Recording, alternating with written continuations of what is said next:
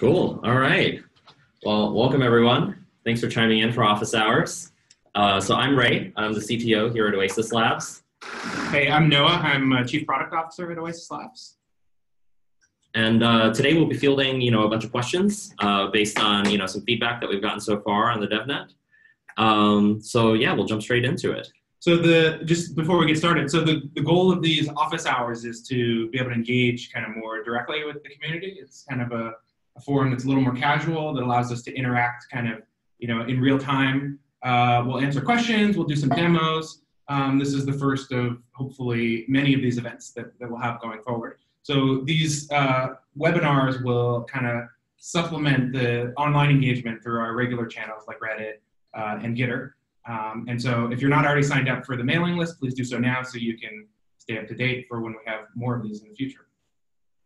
All right, so I guess before we get into live Q&A, we've got a number of commonly asked questions that we wanted to run through first and show some demos for how to start accessing the Oasis Devnet. So we'll walk through that now, maybe 15, 20 minutes or so, and then we can start taking live questions from the audience. Yeah, so we'll start with a quick description of what we're building here at Oasis. We're starting with building a first-of-its-kind privacy-preserving cloud computing platform on blockchain.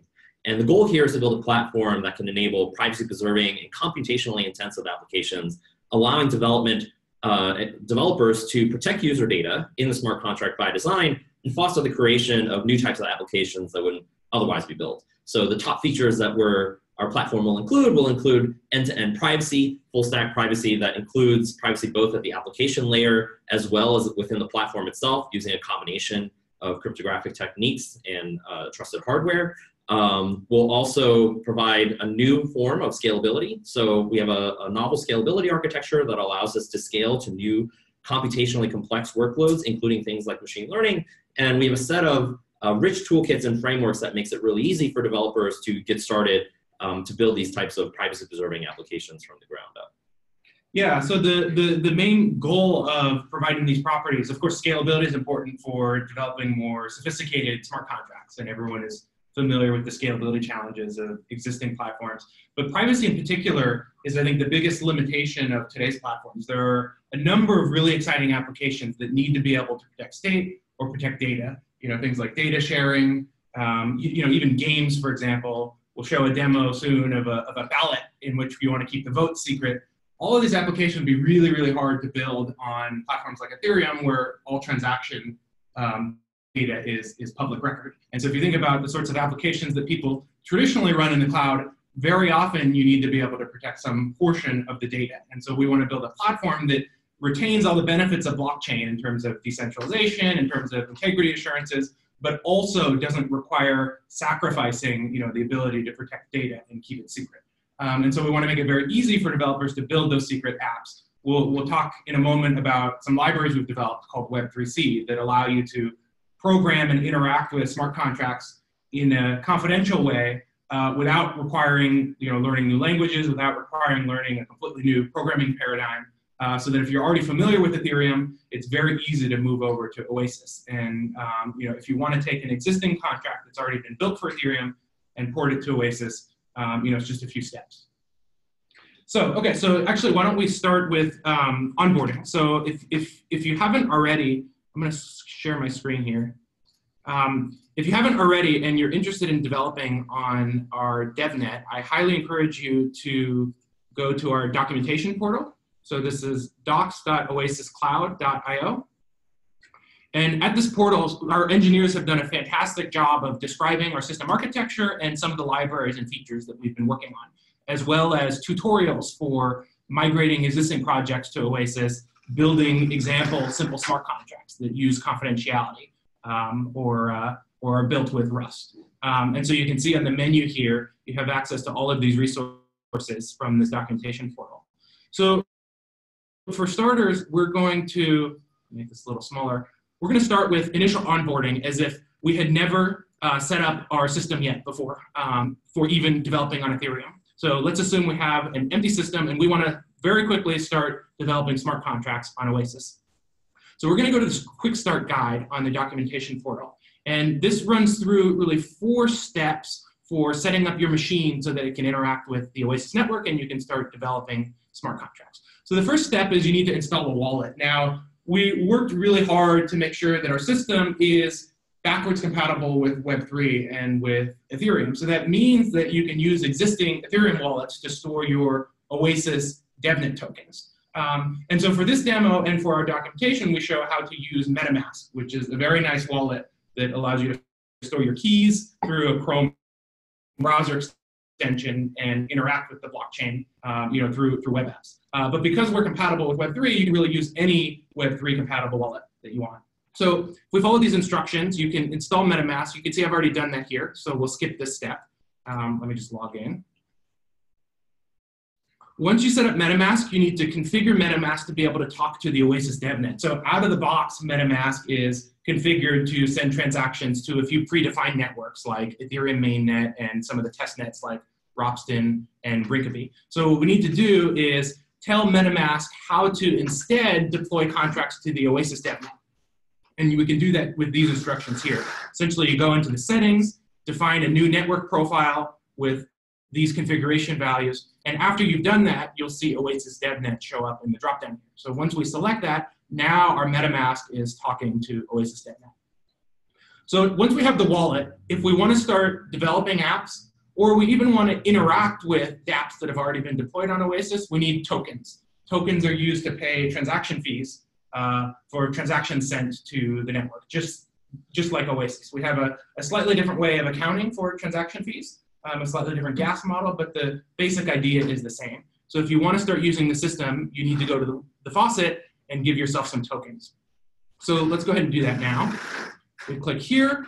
This is the faucet page. I'm going to put in my name, say my affiliation, Oasis Labs. I want to build some dApps. I'll agree to these terms of service, and I have a demo account here. We need to put in an email address so that we can get the confirmation link sent. So then if we click Fund Me, we should receive an email. And in that email, there will be a link for completing the funding. So you see here, it says Fund Your Account. Go ahead and click on this. And once we've clicked on that, fund your account. So you'll see here, it prompts us for our wallet address. This is the address that MetaMask has created for us, the address of our account that's stored through MetaMask. And you can find that here in the MetaMask UI. So I actually have already funded this account. So let's suppose I have an empty account that has never been funded before. If I want to copy the account address, I click on this button here, and I can go ahead and paste that address and click Fund Me. Now we have some rate limiting. If you want more tokens, you need to request them periodically. For now, I think 1 dev token is fine, and I can come back in an hour and get more. So you can see the faucet said that the funding request was received successfully, and we should see MetaMask update pretty soon here once that's processed. Yeah, so you see this has been updated to show that we have 1 dev. And for convenience, you can always reuse that same link that's sent to you in the email for future funding. Great, so let's go back to the docs and finish our quick start guide. So the third step is to install the Oasis contract kit. So the contract kit is an environment that bundles together a bunch of tools and libraries specifically for developing smart contracts on Oasis. That means confidential smart contracts, that means Rust contracts, and it allows you to develop those applications using standard tools like Truffle without having to install a bunch of extra dependencies. So we highly encourage everyone who's developing applications to use the contract kit. Now, if you know what you're doing and you have your own setup, you don't have to use the contract kit. Truffle knows how to talk to Oasis thanks to our compatibility with Web3. But there's some modifications that we've made to some of these tools. And there's a local blockchain that simulates our DevNet that's bundled as part of the contract kit. So it's really a good environment for doing end-to-end testing and being able to simulate what will happen when your transaction is deployed to the Oasis network. So there are instructions here. The contract kit is deployed as a Docker image. So the instructions involve downloading Docker and essentially pulling this image. So I've actually already done that on my machine. You only need to do that once. And once you've done that, you can run a command like this to actually launch the image and go into the contract kit. And then finally, and I'll show this in a moment once we talk about how to migrate existing Ethereum projects to Oasis. So once we're done and we have Contract Kit installed, it's very, very easy. We can start building apps just as we would if we were on Ethereum. Everything should just work. There are some new Oasis-specific features that we describe how to use through this documentation, like how do you develop confidential smart contracts in Solidity. There are some differences between contracts in Solidity for Oasis and contracts in Solidity for Ethereum. And there are some subtle differences and things you need to be aware of if you're writing a contract that is protecting state. So all of that information is accessible through these resources and the documentation portal. Anything else you want to add? Yeah, I might just add, some people might be curious why we decided to make a Docker image as the contract kit, because it's not necessarily typical. Typically when you use Docker, if you've used Docker before, you're using it to build deployment images for some kind of operational network. And what we found was that it was a really useful tool for us to be able to package a bunch of highly interconnected libraries and tools. One of the things that we noticed when we were developing this thing was that between Truffle and Web3 and Ethereum, and like all these different libraries that you're using, it was really easy to get version mismatches. And so, and in addition to the fact that we also wanted to be able to provide some additional tools that we provide. So Docker just needed a really easy environment for us to package these things into one image that you can just download at once. And we're using this contract kit Docker image as an easy command line shell that you can just run commands in and not necessarily have to worry about installing a bunch of interdependent libraries. So it's an atypical use of Docker, I would say, but it makes life so much easier for development. Yeah, we actually we had a hackathon internally at Oasis where we were testing out our DevNet, and people used the contract kit. And I think it, compared to before we launched the contract kit, it really, really streamlined the development process. It allowed some of our engineers to build really, really cool demo dApps in just a few hours. Because everything is bundled together and it just kind of works out of the box. And it allows you to test very efficiently locally before you deploy your contract to the DevNet. So we're very excited about the contract kit. Okay, so this is the onboarding steps. Now, the top question that we've gotten so far is, I've already developed apps for Ethereum, right? I have this existing smart contract and maybe this existing Truffle project, and I really want to run it on Oasis. And how do I do that? Now, why would you want to do that? Well, maybe your app requires heavy computation, right? And so it's too expensive to run on a platform like Ethereum, or too slow to run on Ethereum.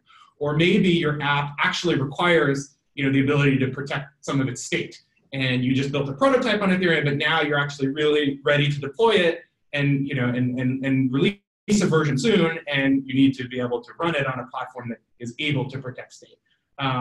Believe it or not, we've talked to actually a lot of developers who are building applications that require privacy and confidentiality, and they started building on Ethereum just because that's the platform that exists. But then very quickly they realized that there's actually no way for them to be able to successfully launch their application on Ethereum without completely re-architecting it or moving it to some off-chain solution, specifically because of these privacy issues. So in Oasis, this is the nice thing about everything working kind of automatically is you just migrate it over to Oasis and immediately benefit from these confidentiality properties without having to make major changes to the smart contracts. The other thing that we found is really nice is, some of our partners who've been building on our DevNet so far have made claims like, we have, in addition to having better privacy guarantees, the latency and throughput characteristics are already much better. And so people that have been developing on it have said things like, well, it really just looks and feels like using Ganache because you get responses and latency characteristics that are, less than half a second. So it feels like you're developing locally, and it makes it a lot easier to build real-time applications. So this is another reason why, you might want to be trying the DevNet as well. All right, awesome. So let me show you how easy it is to migrate an existing project over to Oasis using the contract kit. So I mentioned I already have the contract kit installed here on my machine. So I'm going to go ahead and launch the Docker container.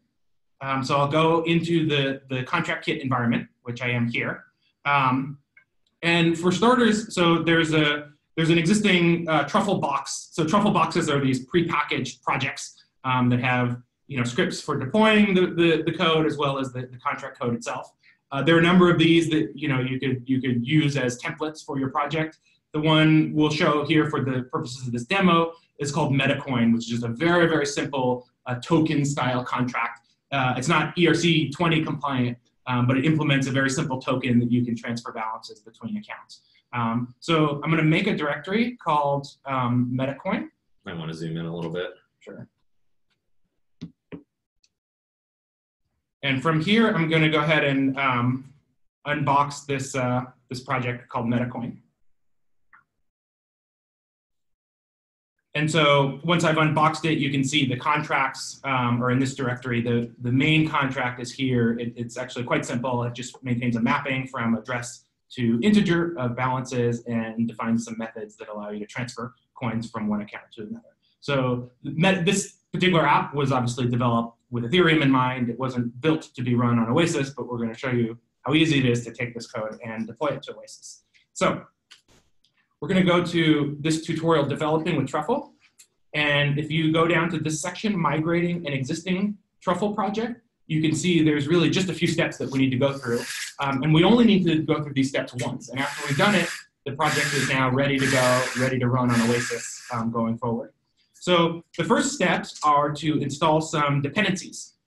So this first dependency is an HD wallet provider that is a newer version than is the one that's built into Truffle that is necessary for interacting with our Web3C libraries. The second one is a customized compiler that allows Truffle to automatically compile confidential smart contracts and compile them and deploy them in a way where Oasis knows that they're confidential.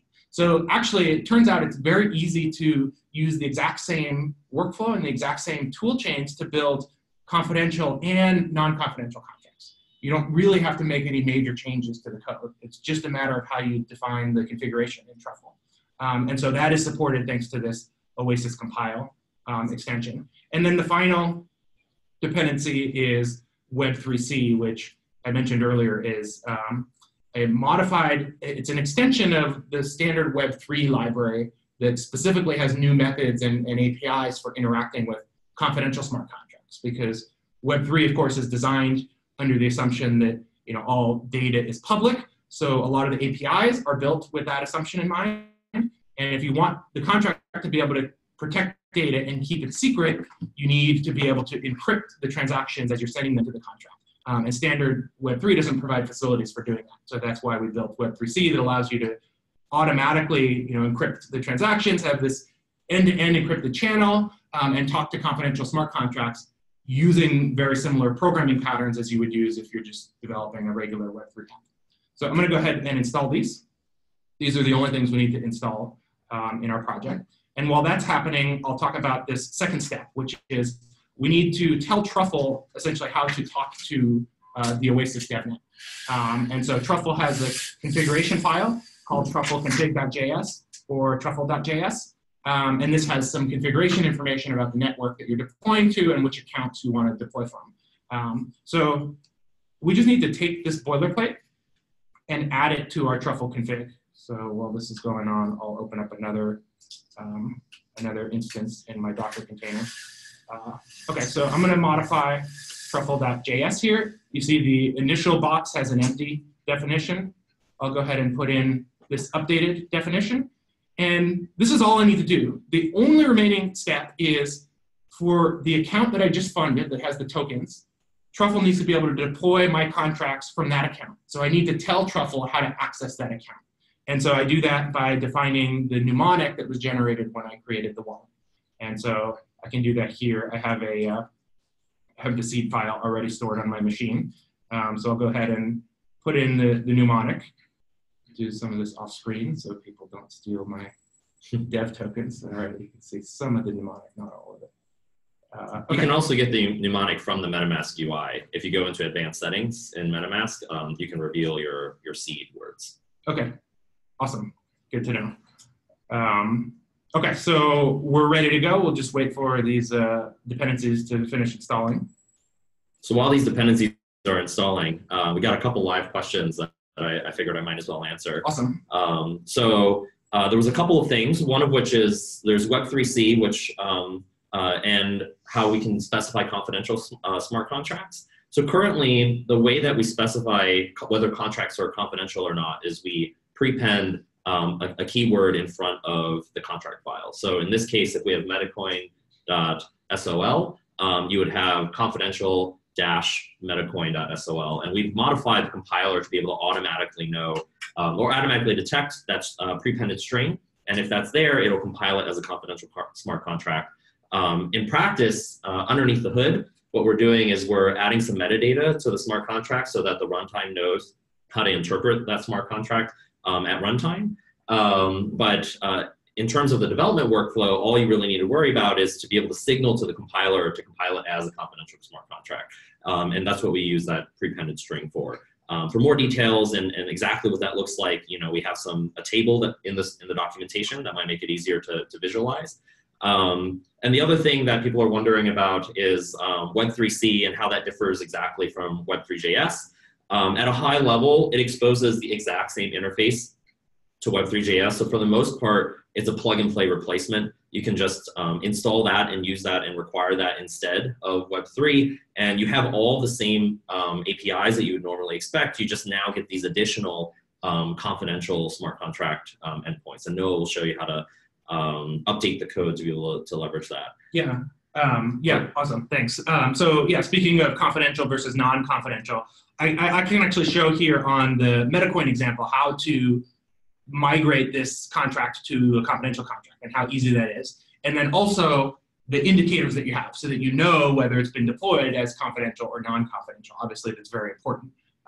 So the dependencies have all installed now, so I'm ready to go. I can just develop this application as I normally would, and when I'm ready to deploy it, I can just run truffle migrate and specify the Oasis network, and that will compile the contract and deploy it to Oasis from my account. So we'll wait for this to happen. And after this happens, I'll show actually how to look at the transaction through the block explorer. So this is another really useful debugging feature. If you're developing applications locally using the local chain in ContractKit, you have really nice debugging messages in the output. But if you're deploying them to the testnet, the only thing you get back typically is just a transaction receipt, so success or failure. And so we've deployed a block explorer that allows you to visualize transactions and look at what contract code has been created and which accounts are calling into that contract. So you can see here, it deployed successfully. It says the contract address is here, E8FA. So let's go back here, and I mentioned earlier the block explorer. So the way to get to this is blockexplorer.oasiscloud.io. If we take the contract address that Truffle told us was created, we can just put it in here in the search bar, and this should take us to a page that shows us information about this transaction. You see this was just created a few seconds ago, and there are no transactions sent to it. And of course, if we had a DApp that was interacting with this contract, we would see those transactions visualized here. So what if we want to make this confidential? For example, this is a coin, this is a token or a coin. What if we wanted to support a private coin where all of the balances were secret? We could actually keep most of this code. We would want to remove the functions that allow anyone to retrieve the balance here. Of course, we would want to add some access control to these methods. But let's assume we've done that, and we just want to deploy this confidentially. So as Ray mentioned earlier, the way to do that is just to rename the file to tell our version of Truffle that you want this particular Solidity contract to be deployed confidentially. So if I rename metacoin.sol to confidential_metacoin.sol, then I can run exactly the same command that I ran earlier. I'll do reset so it redeploys. And you'll see in the output, it will tell me that this contract is now being compiled for confidential runtime. And as Ray was saying, what that means is there's this special prefix that is added to the bytecode that Oasis looks at when it's scheduling the computation to run on different execution environments and different workers, and it recognizes that prefix, and if it sees that, then it runs it on machines that support confidentiality. So you can see here, if we look up earlier, you can see the output of Truffle shows that it's compiling Metacoin as confidential, and there's a little lock indicator here. And so otherwise it's the same output. We get a contract address just as before. We can actually go into the block explorer, and the block explorer also shows us that this particular contract was deployed confidentially. So you can see the indicator here showing that it's confidential. And any transactions sent to this contract will be confidential as well. So it's really that easy. You just rename the file and run exactly the same command as you otherwise would, and all the details of how do you set up the secure environment, how do you run this confidentially, how do you manage the keys, that's all handled automatically by the DevNet. It's really nice.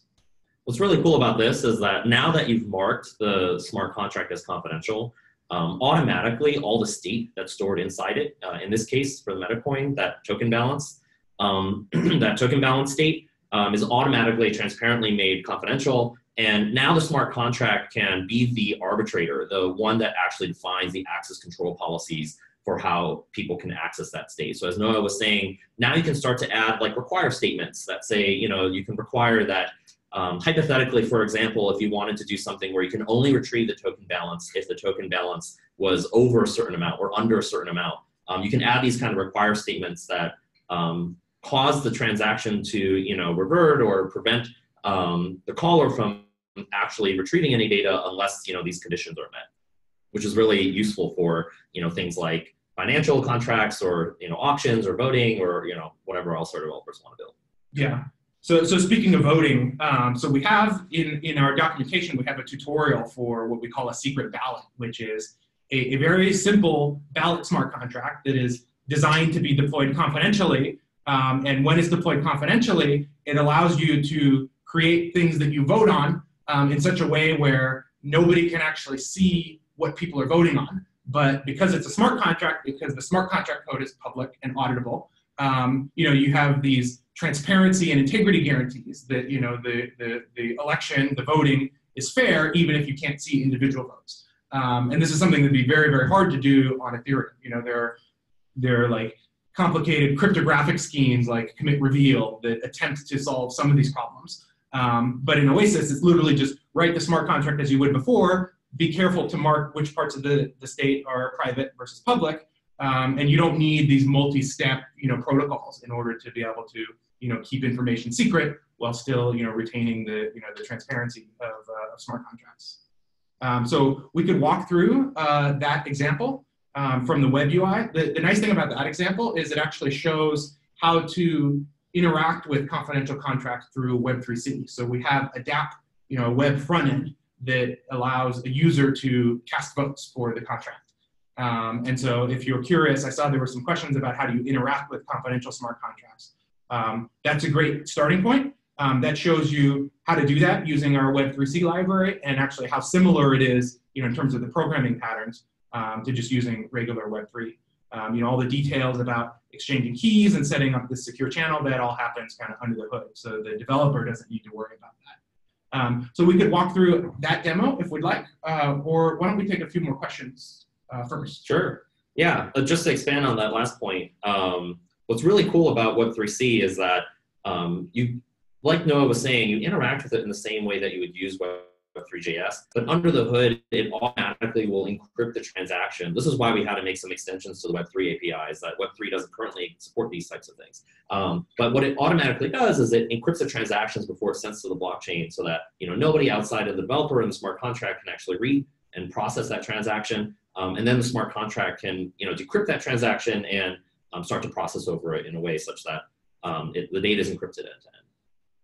So we can go over some questions. We have a question here that asks whether or not confidential contracts are computationally more expensive than non-confidential contracts. Currently, in the future, we want to be able to support a variety of different ways to do confidentiality. Currently, the mechanism that we're using confidentiality is trusted execution environments or trusted hardware. So currently, they're running on bare metal. We're still working on our gas model, so we will be announcing more things in the future about exactly how the gas model will work for confidential and non-confidential contracts. Currently on the DevNet, since the purpose of this DevNet was really just to enable developers to start engaging with these libraries, the gas model currently is set to be equivalent to the existing non-confidential contracts. But that may change over time, and we'll be sure to announce things. Right. So on that note, so we discussed that the Oasis architecture will support multiple different secure computing models,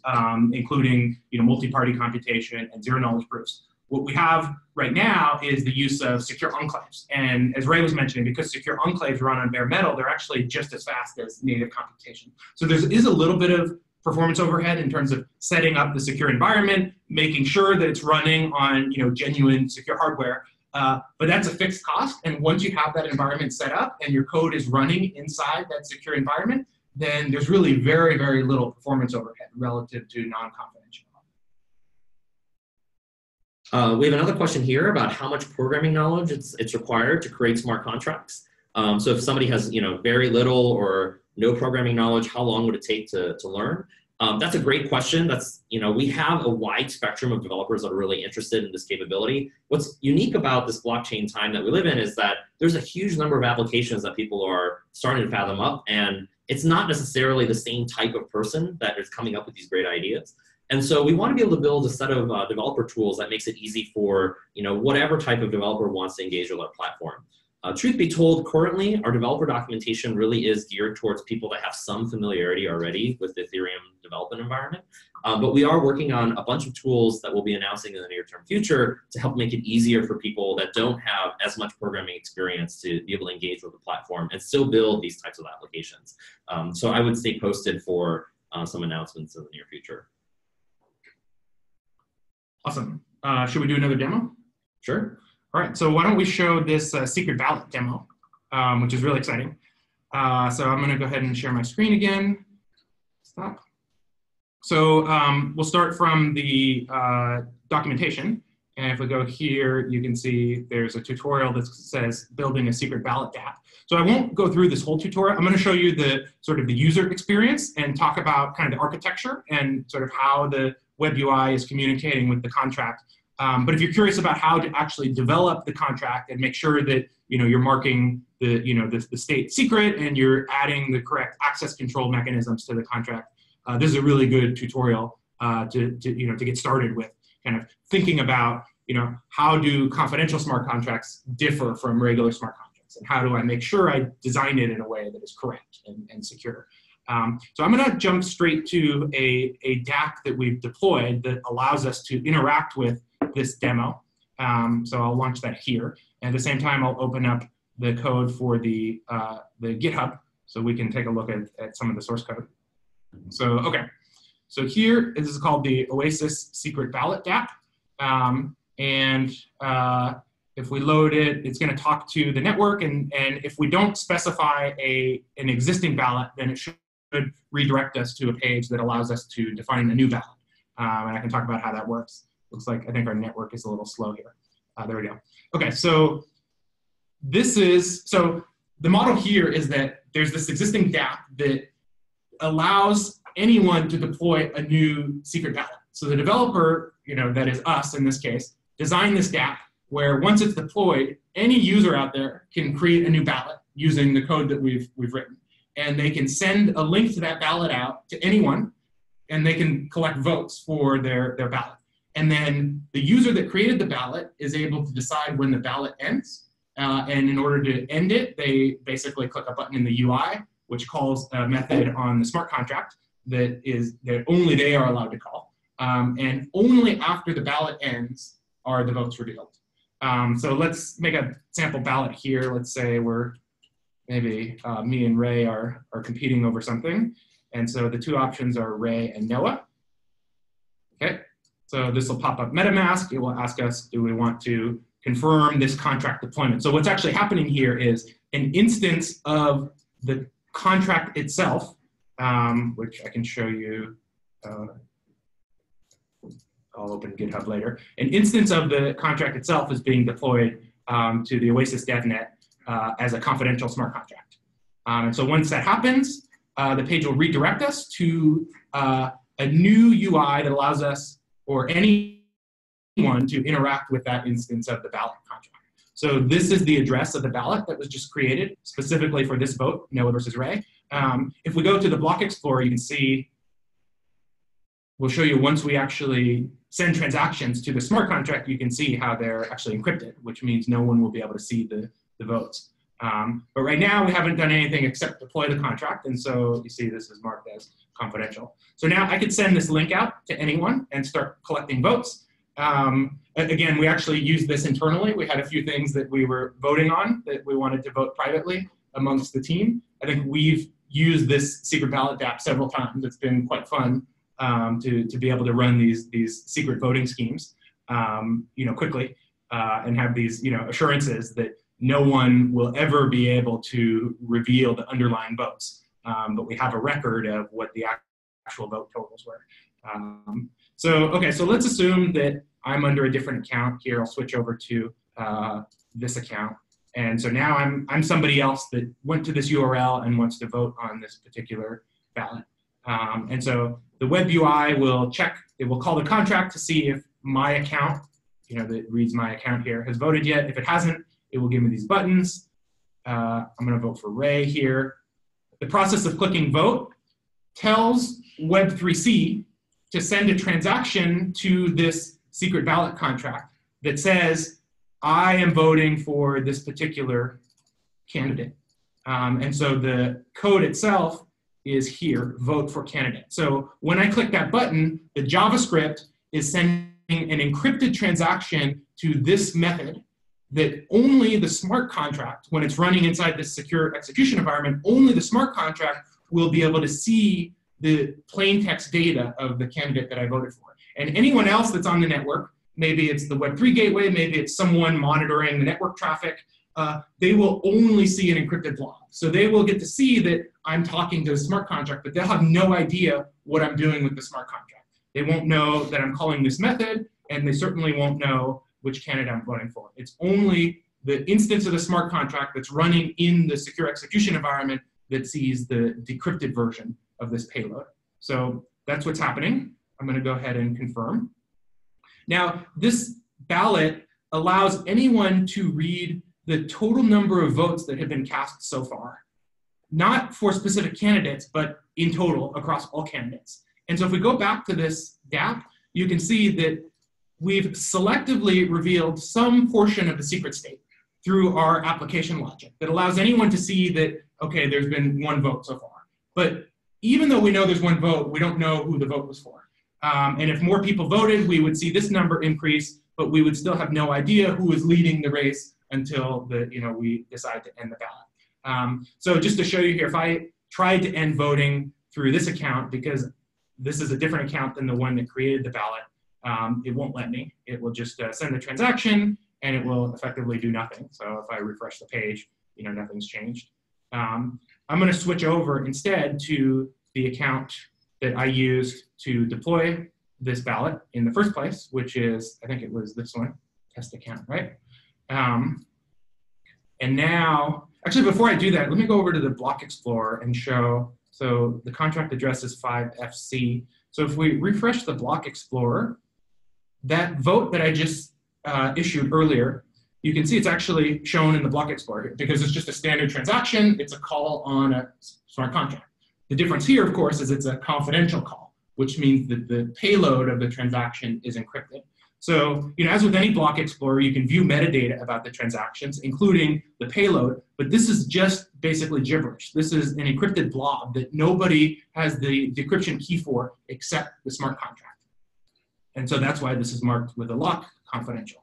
If this was running on Ethereum, if this exact same code was running on Ethereum, then anyone could go to this transaction page and view the raw input and actually see specifically who I voted for. Because not only is contract code public on Ethereum, but transaction data is public as well. And this is exactly why you wouldn't be able to run this contract on platforms that don't provide confidentiality. Because anytime someone tries to send secret information or information that needs to be kept secret to the contract, that data is now permanently recorded for anyone to be able to see. And so this is very nice. We didn't have to do anything special. The keys that are being used here, there are some session keys, there are some ephemeral keys that are generated automatically behind the scenes that are managed by the Web3C library. We didn't have to get our hands messy with any crypto stuff. it all kind of works kind of automatically. Crypto stuff. There's a couple of questions that directly ask about what you've just been talking about, so I'll just step in a little bit here. The first of which is there was a question about whether or not that payload is accessible. I think Noah just went through the block store to show you that encrypted blob, that payload is randomized encryption, so there's nothing you can do to actually see what was in the contents of that transaction. The second question was, there was a question about the key holder and whether they can go back and take a look at the voting history and see what account voted. That's one of the things that's really interesting about this example is that everything that you would want to do, you actually have to write in the smart contract. The smart contract here now is the final arbiter for who can see what. So if you need to build auditing mechanisms, for example, if you need to build like verification mechanisms, you can do that in the smart contract, but other people outside of that smart contract can't arbitrarily take a look at that voting history. So there's a lot of things that you could build to extend on this example. As I was saying, you can audit and make sure that people are only voting once. You can double check that things are verified. You can double check, put constraints on that history and make sure that certain policies or compliance rules are enforced in the smart contract. And you could, if you wanted to, you could add, a mechanism for the ballot creator to have some kind of administrative privileges, but all of that has to be defined inside the smart contract. If it's not defined in the smart contract, then no, then the key holder or the ballot creator can't actually do anything with that data. Right, and this, as with any smart contract platform, the smart contract code is law. Not even the developer can actually break confidentiality. Only the logic that's defined in the smart contract for releasing secret state is followed. So not even me as the ballot creator or Oasis as the team that developed this particular smart contract can actually decrypt the data. It's only the person that is allowed to decrypt the data as specified by the smart contract. And so the model for confidential smart contracts in particular is, of course, anyone can make transactions on smart contracts, and those transactions can succeed or fail, and those transactions can also return data. Now, what Web3C does is it ensures that any data that's returned by a call to a smart contract is encrypted with this key that only the user has in their session. And so anyone else on the network won't be able to view the data, but the smart contract can decide whether for that particular caller, they want to allow them to view the data. And so if a contract wants to release secret state, it's very easy to do so just by defining methods that can be called by anyone and return data that then can be decrypted. And that's exactly what's happening in the secret ballot here. So the code for the secret ballot actually says, if we go back to here, the code for the secret ballot says that if someone's trying to retrieve the number of votes for a particular candidate, this call will fail if it's not a valid candidate, and it will fail if voting hasn't ended yet. But if both of these things are satisfied, then this just returns data just as a normal smart contract method would. It returns this part of the secret state. Votes received is part of the secret state. The smart contract can decide it wants to return that under certain conditions. In this case, the condition is that voting has ended. That condition might also be access control on the caller. For example, this method shows that only the one that created the ballot is actually able to end voting. And you could use a similar set of constructs for selectively releasing information only to particular people. So someone on the Q&A just asked, made a really fantastic point, which is to say, voting and on-chain governance has potentially a bunch of problems that could be addressed inside a confidential smart contract. When you have voting, if you were to have a voting contract that was public and the voting history was public, it's possible to subvert some of the intended consequences with bribing, or there are other problems such as cascading effects. These are problems that have been well studied. When you have confidential smart contracts, it actually helps provide a mechanism for you to prevent things like vote bribing and other types of problems. So it's a really fantastic point, and something that we look forward to exploring, with other folks doing mechanisms design. So just to wrap this particular demo up, let me show you. I was submitting a transaction to end voting, and I'm now under the account that is the one that created the ballot. So I should have permission to end voting. This also sends a transaction to the method called end voting, which in turn will update the state as has voting ended. And now anyone Oh, someone else voted on this. Nice.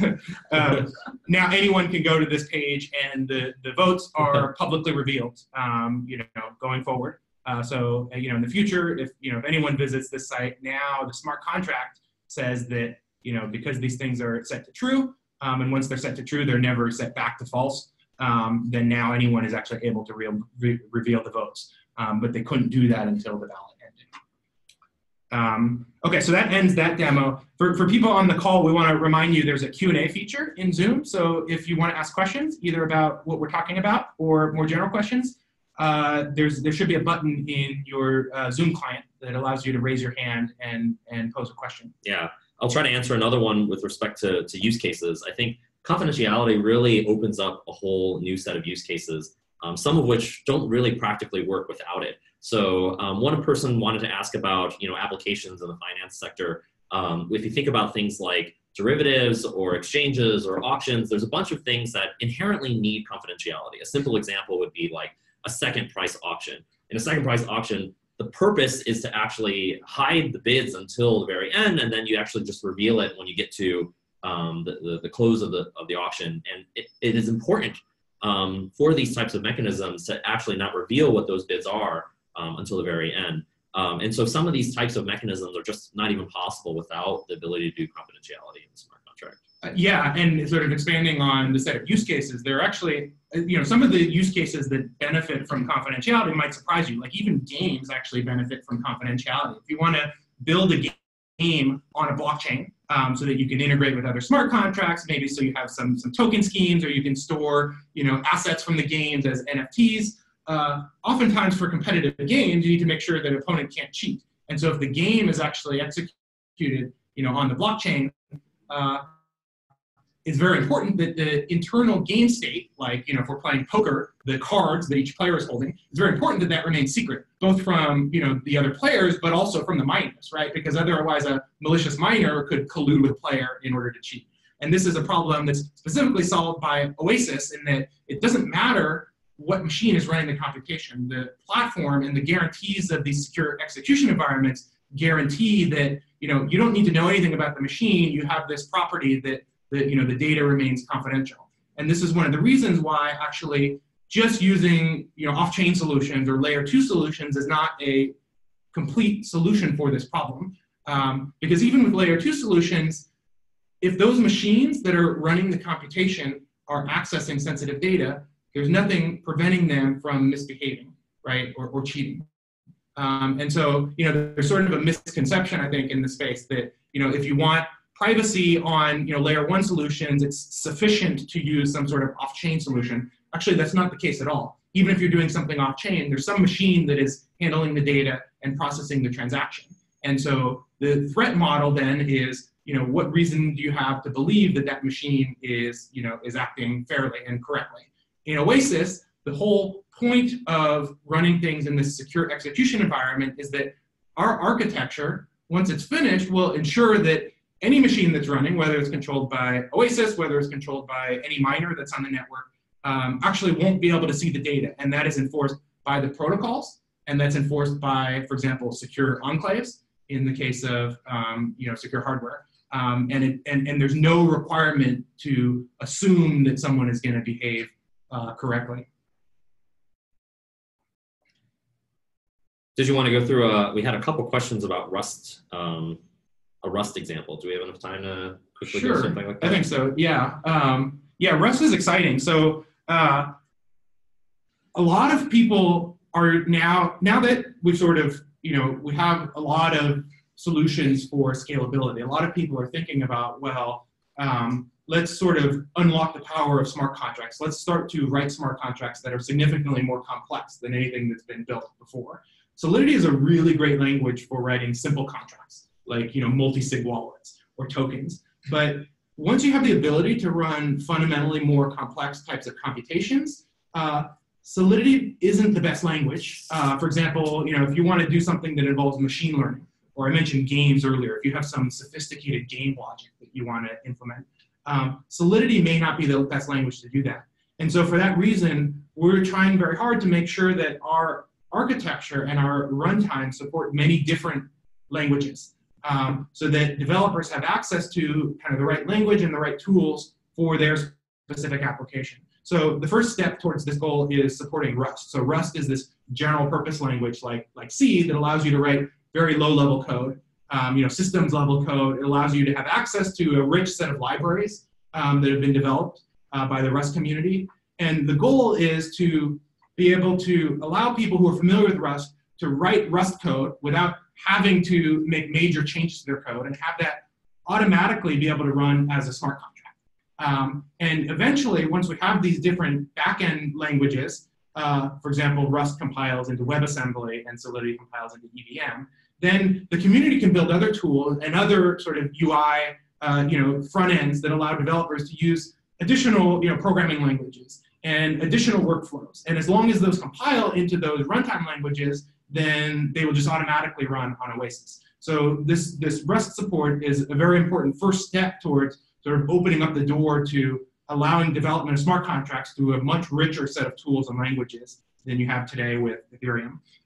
One of the things actually that is particularly exciting about Rust is we made some modifications to Truffle. Remember that Oasis compiler I was mentioning earlier, and the fact that we mentioned we have this slightly customized version of Truffle that's bundled with the contract kit.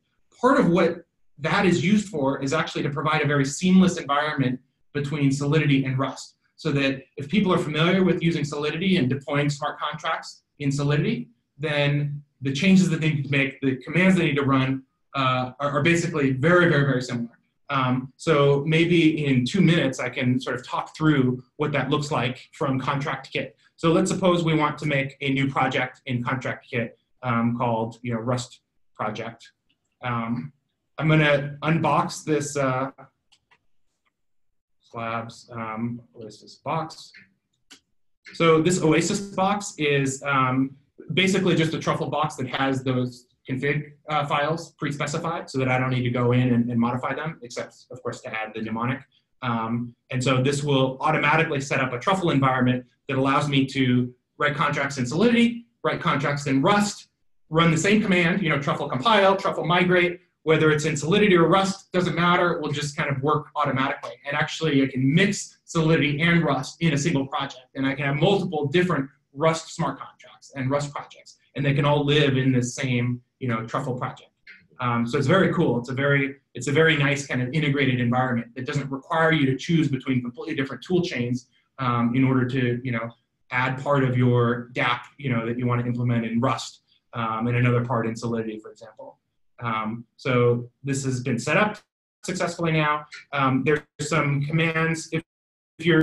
I won't go through all the commands. If you're interested in learning more about developing Rust, we have this really nice tutorial for writing Rust code.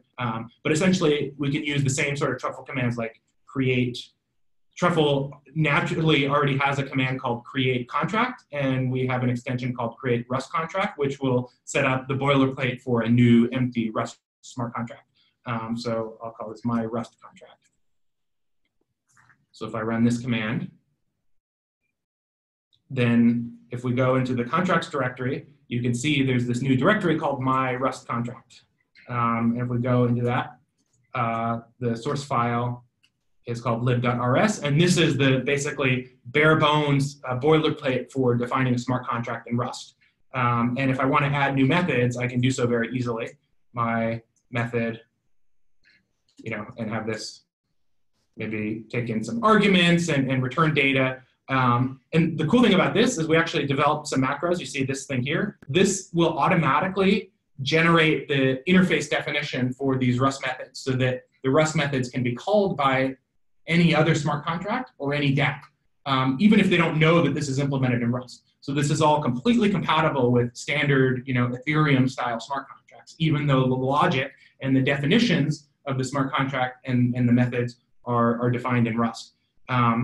So you can walk through this tutorial. It shows you how to, this particular tutorial is for a counter, so it shows you how to add state, smart contract state from a Rust smart contract and define methods that can be called. So for example, this is a method called getCount, which would be analogous to a Solidity function that we define as being publicly callable that has the same name. And so once this Rust smart contract is deployed and we have the ABI definition, that defines what the method names and signatures are, then once the contract is deployed, anyone can interact with it, and it all kind of like I said, it all kind of works.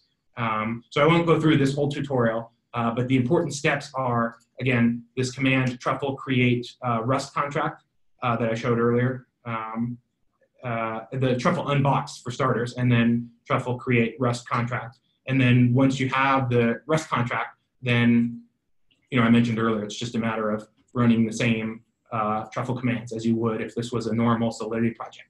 And so behind the scenes, Truffle and our extensions to Truffle are scanning the contracts directory. When it finds a Rust contract, it will compile it with the Rust toolchain that's already packaged as part of Contract Kit. And when it finds a Solidity smart contract, it will compile it with the Solidity compiler. For people that have used Rust before and know how to access cargo and use dependencies, one of the things that's really, really nice about Rust is that it's a language that's used not just for smart contracts, which means there's a huge ecosystem of crates and libraries that you can use in your smart contract that were built in a larger community outside of just the blockchain space. So one of the things that we take advantage of is there's things like machine learning libraries, there's analytics libraries, there's libraries that are used for processing data, game frameworks. These are all things that we can tie into this ecosystem now that we have access to this larger crates ecosystem. And you can build that, specify those dependencies in cargo as you normally would in Rust, and this truffle compile will automatically take care of all that for you.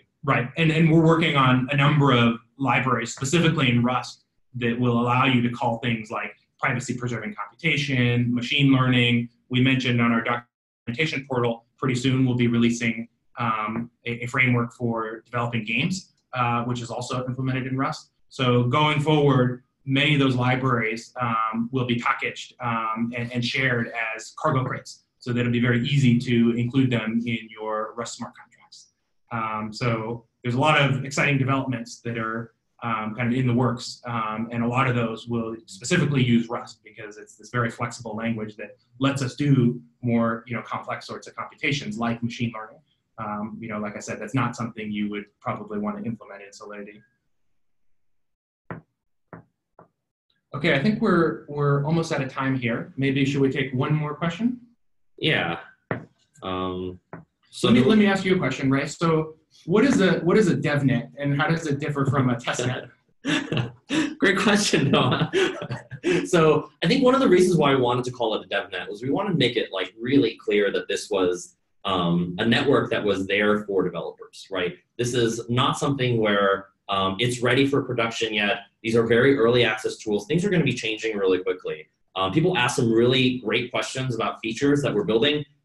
We have a great team here that's actively developing every day, and there's going to be a lot of changes coming down the line, including support for new machine learning frameworks, new development toolkits, better ways of handling confidentiality, access control libraries. These are all things that are coming down the pipeline, and we needed the ability to be really flexible with our network. So the DevNet is really designed there as a developer tool, there for people to start building their confidential smart contracts. We'll be giving out these DevNet tokens as a way to help you get access to this network and start using it really quickly. But things that you can expect on this network are that it's not necessarily going to be as stable as a mainnet, right? It's going to be the case that we're going to be making changes. They might be potentially breaking changes, but we'll be sure to let you know if they are. And it's entirely possible that we might have to do things like clear and wipe out state to be able to support new storage models or things like that. As we start to build better support for large-scale machine learning workloads.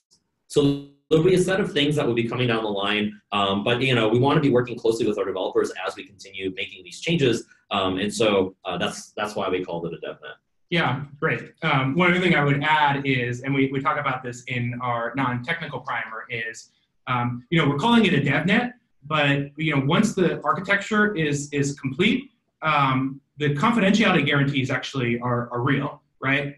There's no mainnet live token, but contracts deployed to the DevNet actually will run inside of a secure execution environment that not even Oasis is able to look into and access. So even if we're running the machines through the protocol, users will be able to do, to verify that, their contract is deployed securely, and they can actually build real apps that need privacy and run sort of real computations like the the secret ballot app I mentioned earlier.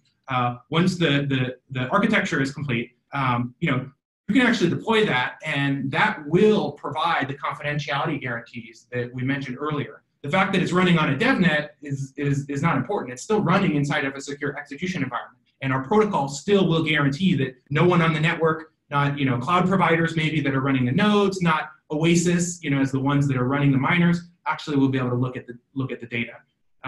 So that's one of the cool things about building confidentiality and privacy as well as scalability is all of these features are really beneficial for real-world applications, even though there's not a live token yet. Okay, with that, I think we'll wrap it up. Thanks so much, everyone, for logging in and asking questions. These were really good questions. Yeah, these are really fantastic questions. Thanks for being engaged, and we'll definitely be looking out to be making more of these videos moving forward. And this was obviously our first version of this event. So if you have feedback about how to improve things, if you want to see more of a focus on certain topics, if you want us to talk about a particular thing with the next webinar, you can reach out to us. What's the best way for people to reach out to us? We have a Reddit channel. We have a Gitter. We have... if you want to send us direct feedback, we have an email address. And we have a feedback portal directly linked off of our docs. Which helps us organize, things that people are saying. So definitely check that out. It's feedback.oasiscloud.io. All right, everyone. Happy building. And yeah, please let us know what you're building. We love hearing from developers. There's a lot of really exciting stuff that developers are starting to build on the DevNet. And we love to hear from developers about what they're working on, how to improve the DevNet, what new tools they would like access to. So please stay in contact with us. All right, until next time. Thanks, everyone.